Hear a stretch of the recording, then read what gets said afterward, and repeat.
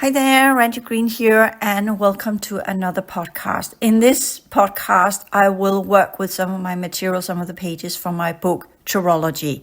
And I am starting on page 9, and I'll throw us directly into it because it's better that way. And it follows, I wrote this book after the Source of Humanity, where I begin to work with the timelines and the sciences behind the inserted alien technology, the AITs, and how they were linked up to the prohibiting technology. And in the clearing work of these, as I explained in the advanced clearing work courses 1 to 4. But when we talk about the converging of timelines, we need more information. We need the understanding of what timelines are, how they came to be, and how that is connected to our reality field. And for that, I wrote the book Trilogy. And that also becomes important when we begin to talk about the configuration and the holographic inserts that are connected to the different types of regression genetics. And for the majority of humanity, these different types of configurations have either been worn out already in the harvesting programs, or they are so distorted that it's impossible to work with them, and the layers of energetic parasites are so thick that most people probably will not really be able to get to them. And for others, the timelines that these configurations have been connected to have already begun to fall apart. So with that, of course, also the energy system that's connected to it will fall apart. As I started in 2017, the reason why I even came out with that material was because there was a possibility that we could follow the dynamics of the new grand cycle activation and cleanup processes, and by that get what was left of the viability rate in these energy systems so that we could integrate it into our current, and by that have a greater overview of how to work on the timelines as well as how to regain our original template structure as it was part of the restoration programs. I have touched ground and explained in detail the restoration programs and the transition work that we need to do in the transition science course material, as well as the template science course material. And the advanced clearing work is explained in the advanced clearing work 1 to 4, where I talk about the alien inserted technology, explaining that in detail. And since I've made the foundation there, I can then jump into those of you who already had the books of the book Trilogy, as well as have read it. You will hereby have the next layer of the understanding, because if you have done the transition sciences, the advanced clearing work, as well as the template science course material, you will then have the complete understanding of how to actually build within the pillars and activate the genetics that you have retrieved from the timelines, cleared them, upgraded them, and integrated them. But if you haven't, well, then this material is where that level of information comes in and becomes important. For those of you who already have it, you will have the extra understanding given here, which will give you the next piece of the puzzle of how to disconnect to whatever's left of the timelines. Because when we talk about the converging of timelines, then it means that whatever we got stuck on these timelines will now come into our reality field and activate within our energy system. And that's where we could say it's going to be a bit of a challenge for those who have not yet learned how to work with timelines clearing, as well as the prohibiting technologies, as well as the regression genetics, as well as the understanding of their energy system and how that has been tampered with and in what way it's been tampered with. And this is where the background is information in Trilogy, as I see it, as I remember it, and as I have worked with it, has been put into book material that, of course, has its restraints, but it also has its levels of information that is good for us to work with. I am on page 9. And I read the text because there's no need for me to invent the deep plate, as we say in Danish, one more time, since I already wrote the book. I can strongly recommend you read it yourself if you haven't already. If you have already, read it again after this little podcast series that I'm making here, working with my book Trilogy. We are on page 9, and I'll just start reading. In the book, The Source of Humanity, I work with the secret history of the LPF1 humanity. That's us, as it has been perceived by majority of the stellar races existing within the LPF2 reality fields. That's the stellar reality fields or the middle domain reality fields. in our quadrant we belong to. It is time to dig deeper into the understanding of the LPF1 quantum fields that we are part of, and how to activate the energy systems the LPF1 human form consists of. And that's technically what the entire book Torology is part of, or is explaining in detail. So there's a lot of pages that, of course, I'm not going into, but here we will extract what is most important. As such, it's not correct to talk about dimensions and densities. Dimensions and densities as concepts were invented technically in the 1950s when the different groups came in, but also the other groups that were here trying to teach humanity about the other worlds and the other realities. So they were invented to make the LPF1 humans, again us, understand the expanded reality they are part of. For now, humanity, I'll just call it humanity, are able to comprehend the third dimension in which they perceive their reality field as a sphere. A sphere is what a reality field looks like in the third dimension. That is on the outer domain or LPF1 level. And I'm here, LPF1 goes with less progressive reality field 1 to 5, as I explain in the book Torology, as well as in the Souls of Humanity. I also go into details about this in the transition sciences as well as in the template science course material, particularly in the template science course material, where these concepts becomes important because they are defining our consciousness level. That's also when I talk about our sun is returning to density 1. It technically means to the original LPU configuration of the LPF1 reality field. So this is how it's divided into 5 reality fields that progress into within different types of tiers of progression dynamics. These are the pillar project tier, or pillar 1-7 is LPF1. LPF2 is the 2-8 pillar, LPF3 is the 3-9 pillar, LPF4 is the 4-10 pillar, and LPF5 is the 5-11 pillar. And then it's all added up and put together in pillar 6-12, where we then complete the restoration program and can move into the original holographic metaverse, or the original reality fields we came from, or continue in other levels of the LPU, but now have undergone the restoration program dynamics that first were a part of putting people back into the holographic metaverse if they chose to do so, enabling them to get back in via the gate systems, via the pillar project, or later on after the timeline event, restore their original genetics, phenotype and genotype, so that they could become part of the lineages they once were part of, which were scattered during the timeline event. And this is, I will touch ground with this as well in this material, because the timeline event is the foundation of the converging of timelines that are an effect of the timeline event has come to an end. It has blasted out, it has retracted back to the singularity event, and by that the timelines will then have to collapse or cease to exist. But since there are still viable genetics on them, then they can only converge where whoever and whatever's there will then be reconnected in the completion cycles. And that's where I will explain here. But it is in my book, Torology, and it's put there in the book. I already read about it, or wrote about it, wrote about it in my book, Torology. I know it's a little bit clunky way of explaining it. So let us just continue with the reading. We were about talking how incorrect it actually is to talk about dimensions and densities. So in the 4th and 5th dimension and beyond into the LPF2 or middle domain realities, geometry ceases to exist, and instead a new setup of what reality is unfolds to the observer, who has learned to comprehend and exercise expanded consciousness. So that means no geometry whatsoever. That's part of the holographic energetic reality fields. It goes with consciousness. It goes with reality fields as we know of them. And then you will say, well, there is geometry there. There are forms and sizes. And I'll just leave it at that for now, because this is, again, for those who have not got access to the 4th dimension. It is simply too difficult to explain. But once you get there, you will get what I'm talking about. So instead, we are to perceive a dimension as a complex field of quantum variables in a constant flux.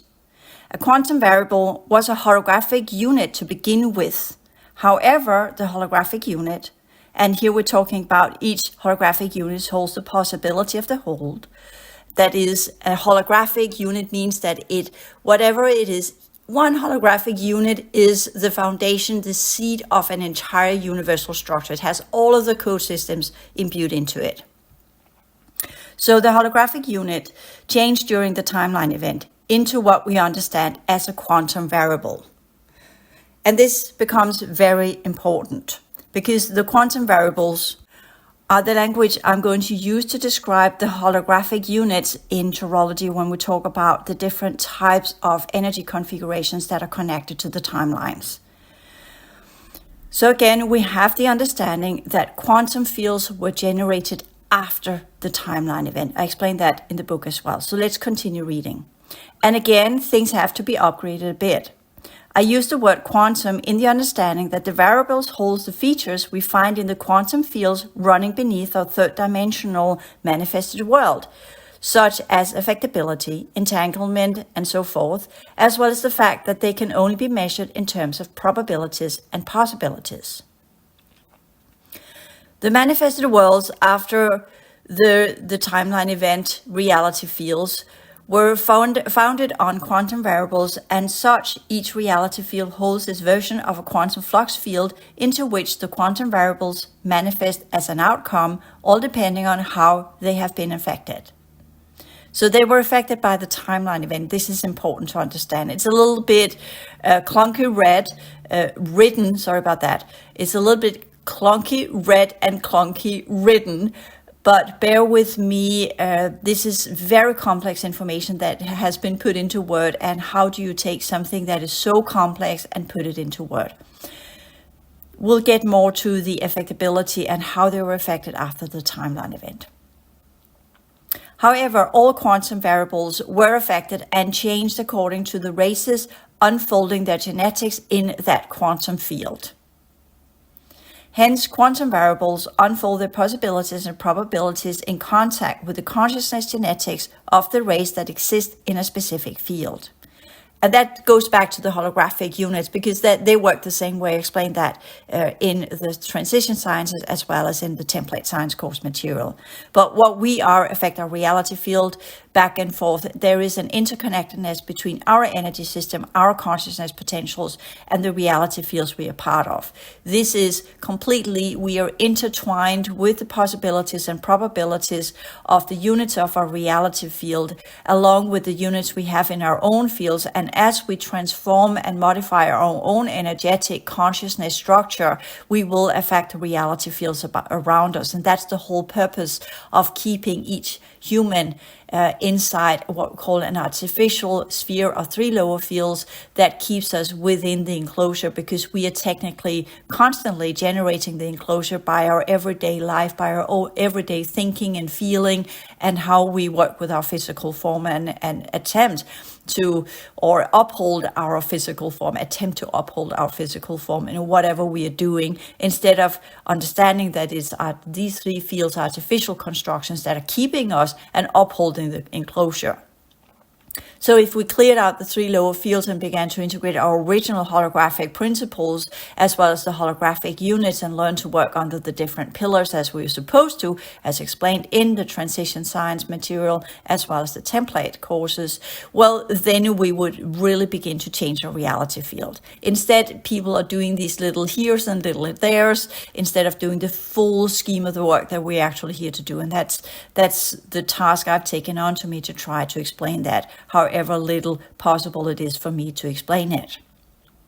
So we are here talking about all quantum variables are affected and change according to the races unfolded their genetics in that quantum field, aka the original holographic energetic units that used to be part of the original reality fields of this quadrant, which changed both due to the re-engineering into the LPU, as well as after the timeline event, as well as after the hijacking. So we got many layers to clean up. Hence, quantum variables unfold their possibilities and probabilities in contact with the consciousness genetics of the race that exists in a specific field. Besides, a race can only exist if they have seeded their genetics into a quantum field the reality fields of the holographic metaverse, and by this generated a racial gridwork. A racial gridwork unfolds as a result of the seeded genetics into that specific quantum field. And this becomes very, very important when we talk about clearing of timelines, because timelines are part of the code streams that allows a racial gridwork to unfold. Thus the quantum fields, and we're here talking about the after timeline event reality field configuration, are the foundation of any reality in the after timeline event areas of the LPU. Notice this, the quantum fields are the foundation of any reality in the after timeline event areas of the LPU, and that includes the humanoid realities. That's why they know so much about quantum sciences. However, this is a simplification of how reality fields truly unfold. Not until the stellar consciousness has been activated, and we're here talking about the middle domain density 2 consciousness as part of our vibrational field, and fully ingrained into the human mind with all of this makes sense. Not until the stellar consciousness has been activated, fully ingrained into the human mind, will all of this make sense. And when this is set, then it's time to leave behind the concepts of dimensions and only talk about the less progressive reality fields, the LPRFs, that unfolded from the central sun. And you remember from our revisiting and the source of humanity, that is an artificial construction made to uphold the LPU. And it's 12 lineages as they were created by the LPR5 races. And these are the combination of the humanoid races and the true human races that participated in the LPU project to align the 3 lineages that had not got the full scope and possibilities of doing the elevation at the time. I explained that in revisiting the source of humanity as within the book itself. So, we're here talking about the LPR5s are the engineers. I here wrote the creators, but they are the engineers of the LPU and entered from the first universe. They are not gods, but merely a group of humanoids from the first universe, that's holographic metaverse, that left and created their version of a main reality field with subfields. They lived up to what they considered to be the best way of progressing the genetics and the holographic units they have brought with them. And we're here talking about the 3 lineages, again, that already had a genetic floor.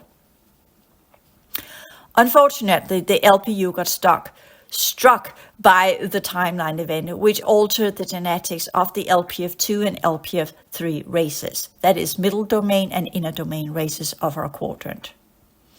After the timeline event, the LPR3 races, the density 3 races, were hit by what is called the invertedness. I'm here using a different word than what is written in the text to avoid the algorithms. And the LPF2 races were later hit by the regression, changing the LPF2 network into what we now know as the 4th to 6th dimension. The galactic races, the inner domain races, their entire genetic structure were inverted into being in alignment with the previous universal cycles on that level, and by that technically turned into what we call dark light configuration. And then I go in to explain a little bit about the less progressive universe, that how it was built up. The less progressive universe, and we're here talking about before the timeline event, consists of reality fields with subfields. That's the less progressive reality fields. It can be seen as a pyramid with a core and the 12 condor rays or the racial lineages in the top. The core emits the condor rays and the encoding they're set for the holographic units, which after timeline event turn into quantum variables. The core with the 12 condor rays have been illustrated in the ancient cultures as the sun, hence the core is also called the central sun, since it determines how all life unfolds and grows. And when I here use the word condor race, it is of course how the Syrian Bs have called it. The Syrian As just calls it race, as we have got it explained in the Alice A. Bailey material, as part of the 7 rays that are configured with the chakra system that sets the tone and the developmental programs and processes of the consciousness units connected to the first 7 rays. The first 7 rays are similar as what we are to learn in the 1-7 pillar, hence only 7 chakras. So that's the foundation of our work with our holographic energetic architecture. As we move into reality field 2, as well as going into the pillar 2-8, then we begin to expand the foundational 7 with other layers going up to 21 different layers of configurations and rings of consciousness that we can develop and progress. So the illustration I put there is the pyramid, and it shows the different reality fields with the different types of groups as they have been positioned. So we'll just continue with our understanding on the gridworks and its networks. So, and that means that you have the main gridwork with the racial lineages, and then you have the networks that goes with the holographic energetic units. Our LPF1 quantum field was founded after the timeline event by the ancient stellar races, before the regression had not got its full grip of all of the LPF2 races. And here notice the ancient stellar races are not the same as the ancient ones. The ancient ones are the ones, as I explained in revisiting the Souls of Humanity series, are the ones that laid the foundation of the universal structures. But the ancient stellar races are part of the LPU and the humanoid races, which you are to understand whenever I said stellar races, I'm here talking about humanoid races. So the ancient stellar races are the after timeline event groups that were part of the LPF2 or the middle domain before the regression hit in. And this is very important you get that, because when we talk about the ancient stellar races, we're also talking about some of the groups that had colonies here before the hijacking. And we are here again talking ancient history that leads to the understanding of what's going on here. These groups were unfolded from the original Earth colonies, and the blueprint of these, again, I talk about the Earth colonies in the Souls of Humanity, the LPF3 races, and how they were part of the Syrian workstations. Go back, read the Souls of Humanity to get this level of information. Because of this, we have the LPF3 races, LPF2 races, and LPF1 races. We worked together in pillar 1, 7, 2, 8, and 3, 9 inside our quadrant, which meant that we could travel between the pillars, which meant we had to have a gate system. And that gate system were connected to the different types of rays from the central sun, as well as the holographic network, as well as the consciousness possibilities and probabilities that were aligned with the accessibility of the different gates. Meaning that if we had completed different levels in pillar 1-7, we could enter into different levels of pillar 2-8, as also explained in the template science course material. So we used the gridworks, the racial gridworks, to allow for different networks that were interacting with the different levels of reality. And that is how you see perceived in the illustration below, where we have the LPF4 gridwork and 3, 2, and 1, and how they borders into the LPF3 network in the LPF2, the LPF2 network in the LPF1, and with that, also leading to the completion cycle. And I'll come into what that means later on. So the illustration shows how gridworks turn into networks. A gridwork is the central racial field of a less progressive reality field. The network arises when the rays of a main gridwork explains or expands their territory and enter a lower position reality field. Then the gridwork turns into a network. Hence, the density 3 gridwork or LPF3 gridwork becomes a LPF3 network in the LPF2 gridwork, and the LPF2 gridwork becomes a LPF2 network in the LPF1 gridwork. We're here talking about intersection of racial lineages and their networks into other groups of racial lineages from where they can work together and travel in between the reality fields. So our LPF1 Gridwork thus holds both an LPF2 and LPF3 network. Since the LPF2 network was founded after the timeline event by the ancient stellar races, that is the regressed races, and the LPF3 network was laid by the before timeline event contributors of the Earth colonies. And this is part of the ancient original holographic code streams that were built upon what we could say the technologies of the ancient ones. So these are the main gates, whereas the later after timeline events were the supplementary gates, so to speak. In our present state, the networks are mostly revealed as consciousness. That is when the genetics belonging to that network get activated in the level 1 energy system. That's our lower types of energy system. But the networks also supply the lower order energy system with quantum variables, enabling the genetics in the energy system to unfold. I know it's very complex with all of these different types of words, but this is how it was and were to be understood. And take it as an expansion of your neural network to learn to work with these concepts and understand it. I suggest you write it down on a piece of paper. So you write it yourself down instead of just reading it, the book. Take notes, write it down, and get your explanations there. Explain for yourself what an LPF1 reality field is and what it means and how that applies to your current type of energy system. Okay, so there's a little bit of history about the hijacking, and then I go into talking about the 12 original sets of genetics that were connected to the LPU. And this is where it becomes important when we talk about timelines. The original LPU energy systems unfolded different combinations of 12 original sets of genetics. And we're here talking about the that has been tampered with by the hijackers, of course, but they were originally similar to the type of genetics we had in the true universal structures, but of course were re-engineered for the LPU construction. They were created as part of the LPU core and its 12 rays of consciousness possibilities developing within the 12 lineages.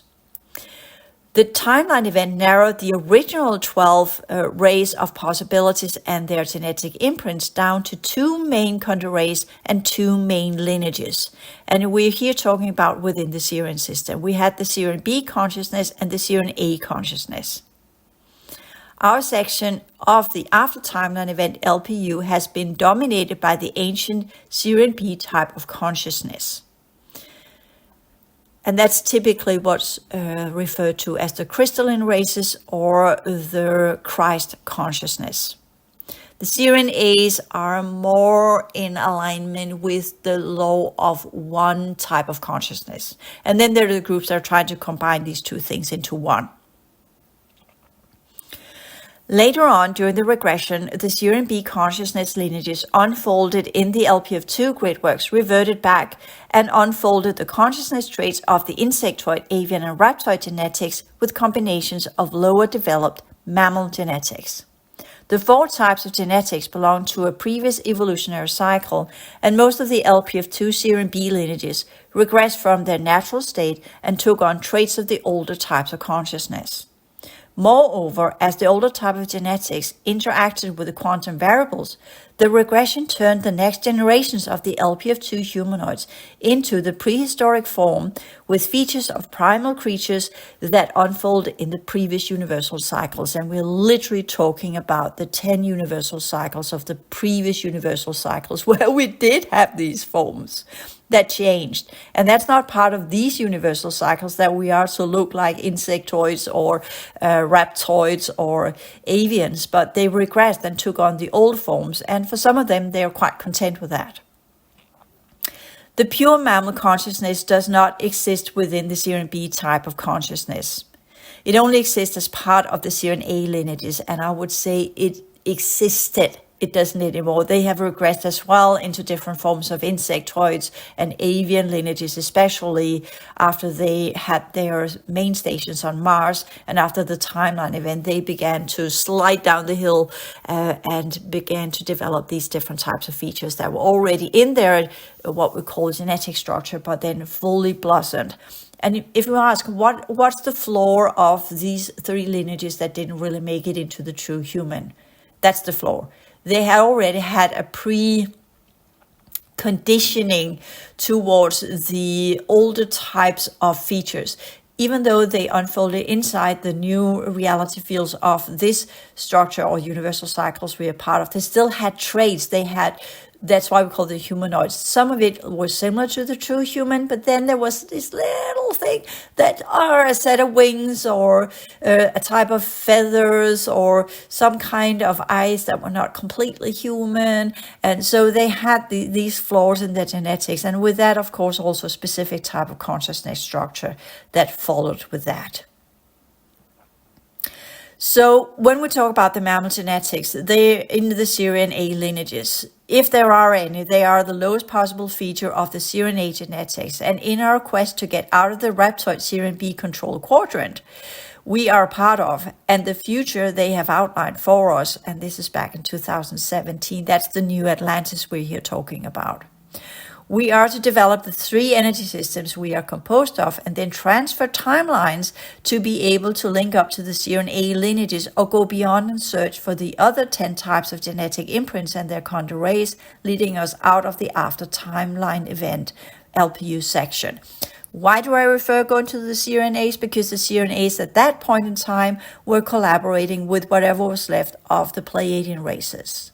However, the Pleiadian races have been infused with and taken over by quite a lot of the D10 collective races. So with that, they changed most of what we understand as the Syrian A lineages into being their quote-unquote servants or alliance with them. But since they did not have the quote-unquote human traits, they were treated as less.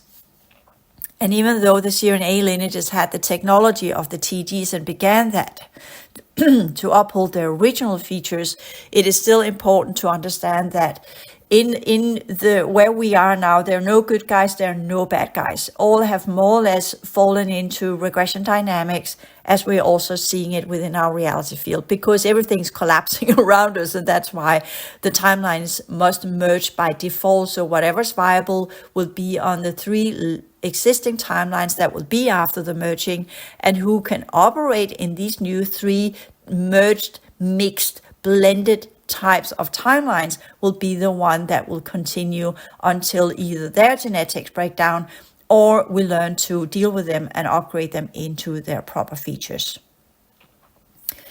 In Torology, I also talk about the different types of energy systems of the LPF1, LPF2, and LPF3. And I go in and I talk more about that in the transition sciences, how that is to be understood now, as well as the template science course material, how we can understand that now as things are now. But what I want to talk about here is the timeline loops and the lost genetics. And that is on page 16 in Torology. So this is about the timeline event. In details, I already touched ground with it in the Source of Humanity. Here I continue from what I already put in the Source of Humanity, but explain it to the understanding that when we work with timelines, we need to understand what the timeline event technically was. The timeline event unfolded as a series of timelines. The initial event, the explosion spread out of the holographic units. Sorry about that. The initial event, the explosion, spread out the holographic units and the genetics from the races that were present in the Syrian workstations into a series of loops where each of the initial events timeline loops generated an opposite to match the quantum variables and genetic imprints of races that were part of the initial event. That's a little bit clunky written. Let us do it in a different way so it becomes more clear. I talk about the Syrian workstations in my book, The Souls of Humanity, and they were the LPR3 quadrant or part of a quadrant. There were the higher level that were part of our quadrant. The LPF4 and LPF5 are what we call plasma races. So they are on what we could call the super council level. And even though we see them as plasma beings from below, when we go to the LPF4 or density 4 ourselves, we will see they're not plasma being there. They have their organic vessels that are suitable for that type of reality. But this is kind of how we see there. Why do we call them plasma beings? Because their holographic energy units have changed from being code sequences into flame codes, and by that they can change between different types of compositions and configurations by switching on the radiation field, and with that switch on their core flows, and by that begin to radiate and transform via flames like a bird phoenix. They're not dustifying, but they can change via the flame or the core flows and the flame codes. For LPF3 and LPF2 and LPF1, it's the code sequences. In our, what we could call light body of the LPF1, 2, and 3, we have the holographic energy units code systems that are unfolded as different types of code symbols, not symbols we know of this world. But you have seen plenty of quote-unquote alien language that depicts these different types of codes. We have had the human version of it within the ancient languages of the ancient cultures on our planet. Again, full of distortion and depicting things inside the enclosure and not the original code language. But it came from that. So the difference between the density 4 and 5 races are that they have flame codes and plasma code systems that transforms them in different forms of radiation dynamics, where the rest of us, except from the density 3 or the LPF3 races, that is in dimension 7 to 9, they both have radiation symbols, but they are in the process of changing these into flame codes. So that's on the galactic level that happens. When we talk about the stellar level and the terrestrial level, or density 1 and density 2, the density 2 is vibrational field. That's where we learn to generate the code sequences and upgrade our code sequences via the heart field and the timelines that we are connected to. That's why we exist within timelines, to reconfigure our holographic energy system so it matches the original configuration of either the true metaverse or the original LPU configuration before the timeline event. In the outer domain, there we shed off whatever is no longer of use, and then we work our way up via the pillar 1-7 into the configuration that will allow us to move through the gate systems into the middle domain. I talk about that in the transition sciences as well as in the template science course material, and the clearing work that follows that is explained in the advanced clearing work course material. So the timeline event, as I talk about the Source of Humanity, began as an experiment within the Serum workstations, pulling in third cycle energies into the current LPU. I also talk about that in the perception log, so I don't need to go into more details about that here. In the perception logs, I go into details of what actually took place, who decided that, and my stand on that one. And I was absolutely voting against it in the councils because I foresaw that that would not go well, and it didn't.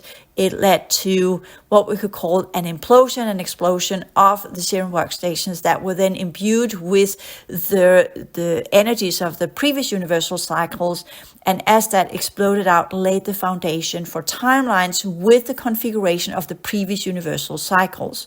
But the purpose was for that they thought that would assist the three lineages that were in a way stuck in the old cycles, had not completed them fully, but giving them the new timelines that were imbued with the previous universal cycle energies, then perhaps it would allow them to progress further just for a short period of time within specific spheres, and then they would move beyond these reality field and then get back into the LPU configuration, continue their process there, and upgrade into the holographic metaverse. And that was the argumentation in the councils, and that's why it was allowed.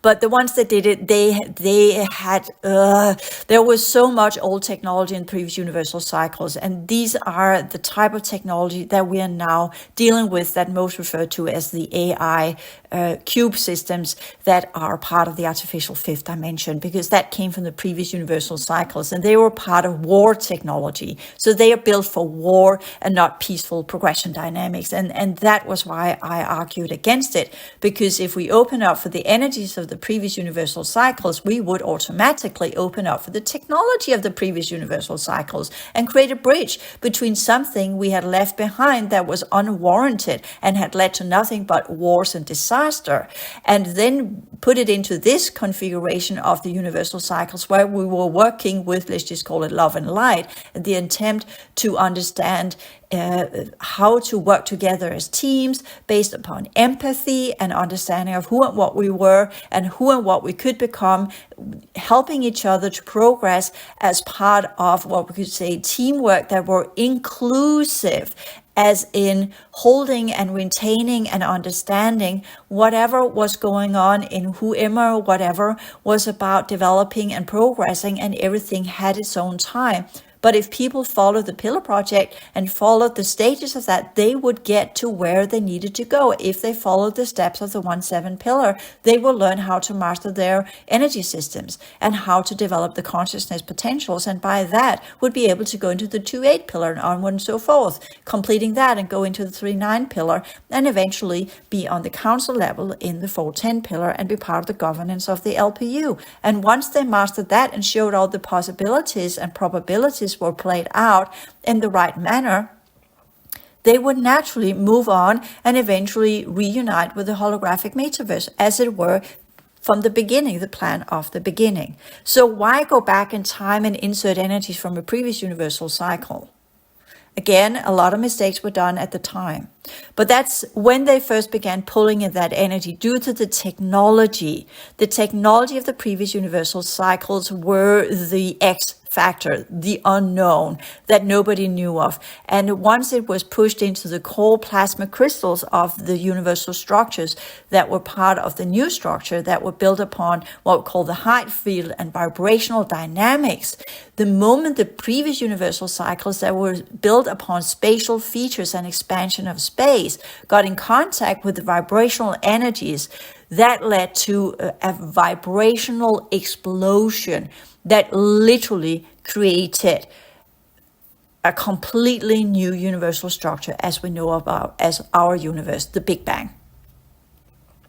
And with that, also different types of timelines that came to be. Timelines were part of the previous universal cycles built upon spatial features. So timelines suddenly became part of the new spaces that were generated after the timeline event. And that's suddenly where we got new types of galaxies. We got new decay zones, which were not there as they were before. We did have what we could call a type of abyss, but it was not the abyss as we have now, where everything evaporates and turns into dust due to the third cycle energies that are now at the outer rim of our universal structure. No, back then it was the pralaya where people would go into stasis, but now it had become a decay zone.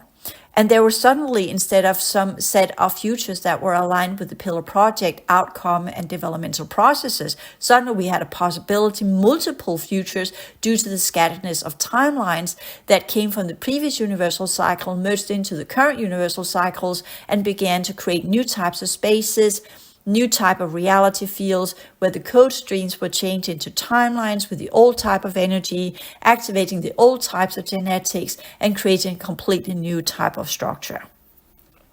So that's the timeline event. So the timeline event literally undid all forms and holographic settings that had been created in the Serum workstations, as in taking the whole and deconstructed it into bits and pieces in a total dissolving of all that existed within the Serum workstations. So, but the dissolving did not destroy the serum rations or the workstations. It only temporarily deconstructed everything into new combinations, where some of the original settings gathered back into almost as they were before the timeline event, and the rest unfolded as bits and pieces into the thousands of timelines that were created from the initial event. So suddenly we had the initial event, that's the timeline event itself. it exploded out throughout the LPF3, LPF2, and LPF1. Where we now in the LPF2, we suddenly got multiple past because it was connected to the previous universal cycles. And we didn't have that before. There was only the now. And suddenly, after the timeline event, we had the past because we had invited in the energies of the previous universal cycles, hence creating past, the possibility of past timelines within our current cycles. And because that came in, well, then there had to be a polarity, and that would be multiple futures. Because now there were now multiple pasts, well, then multiple futures had to be created as well. And our galaxy became the hub or the bridge into these futures. So the ones that were stuck in the LPF3 with the initial event, they to begin with looked as they were and thought, woo, we made it, and eventually inverted and became some of the dark galactic core beings, unfortunately. The LPF2, they began to regress due to the past timelines that were inserted into their domains, which they hadn't had before. And suddenly, instead of just progressing, they were now beginning to regress, which was a big of what call a hiccup that they had not seen coming. So suddenly they had to deal with past timelines that they thought they had moved beyond and were not really in the understanding how to work with that. And some of the timeline work then arose for that of how to clear out the previous universal cycles, and that were part of the restoration program in Pillar 1-7 as well. In LPF1, that is our quadrant, as it was with the outer domain, suddenly we had the multiple futures because we were now connected to the outer rim. We were pushed even further out to the outer rim where we had the abyss. So there it was either to fall over the edge, as it's been said in mythology, into the abyss, or to upgrade and reconnect, and either by clearing out the past timelines that were generated in the middle domain and connected to our vibrational field so that we could get back up and reconnect to the original code systems, or transform who and what we were in the outer domain into some of the multiple futures where we would then continue with what we had become. So either go back, clear out, not regress. That is when you don't clear out, then the dynamics of the previous universal timelines that are connected to the previous universal cycles will pull backwards in time, regressing the genetics. Or you would strive up against the stream to connect and reconnect to your original holographic energetic structure and complete the progression dynamics that were as exemplified in the Pillar Project, or whatever type of project that came from the groups after the timeline event. So in the initial event, where the serum workstations imploded and then exploded, everything was stretched out to its complete opposite. The implosion and explosion created multiple timelines, which were seeded as lines of possibilities, holding the imprinted holographic units, as well as the genetic structure of the races that were present in the initial event. This is enormously important information. You should really contemplate on what that means. All of these timelines created a beginning point in the LPF3 initial event and an LPF1 endpoint at the end of the new created timelines. That is the opposite of the initial event. The probabilities of probable outcomes were seeded into the many timelines. And to unfold these possibilities, the explosion kind of never stopped, but ran as quantum waves from the beginning to the end of that timeline, back and forth, generating a loop that would amplify its quanta for each completed loop. That's the quantum wave continuum I'm talking about. Therefore, the many stellar races, from the ancient stellar races in the LPF3 and LPF2 to the new stellar races that came after the timeline event, now having a past configuration connected to the previous universal cycles in the LPF2 and LPF1, have unfolded the possibilities seeded from the initial event, taking part of the timeline loops. Suddenly, instead of just progressing forward, we now had regression dynamics pulling us back to the consciousness structures of the previous universal cycles, working against our newly created configuration as part of these universal cycles. drawing us to places where we no longer belong consciously and energetically, working against the pull of the previous universal cycles.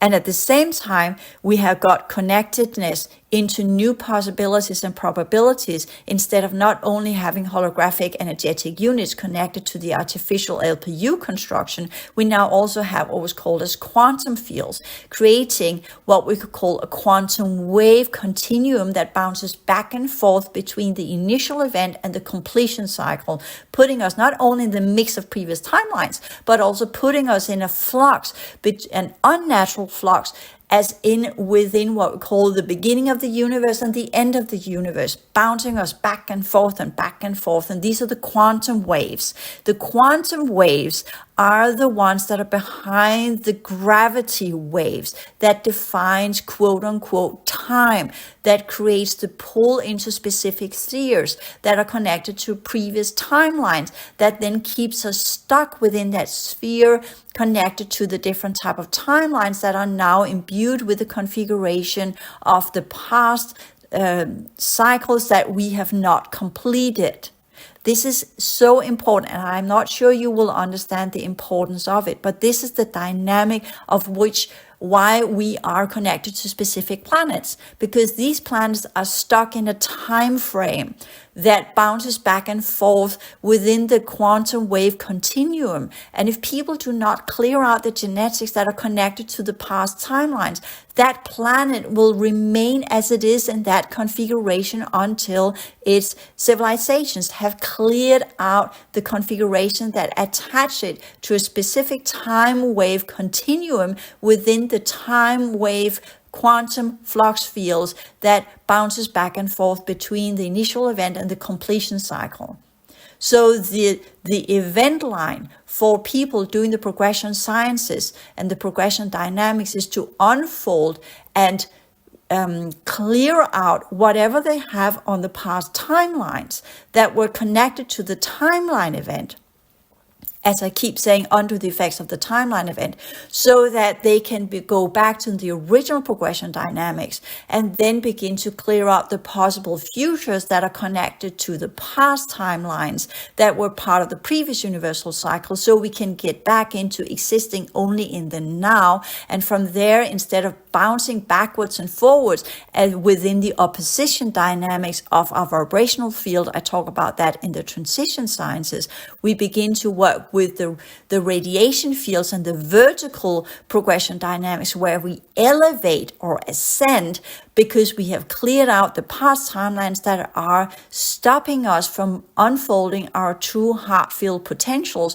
that should generate the energy that allow us from going within the quantum continuum, waving back and forth flux fields, time loops where we are stuck, aka the reincarnational cycles, and move upwards of the narrow path where we really begin to use the original code streams and the original code sequences to generate the flame code, so that we can transform and transmute the effects of the timeline event. So that's part of the timeline work, really understanding these dynamics. And with that, I will end this first podcast. Thank you.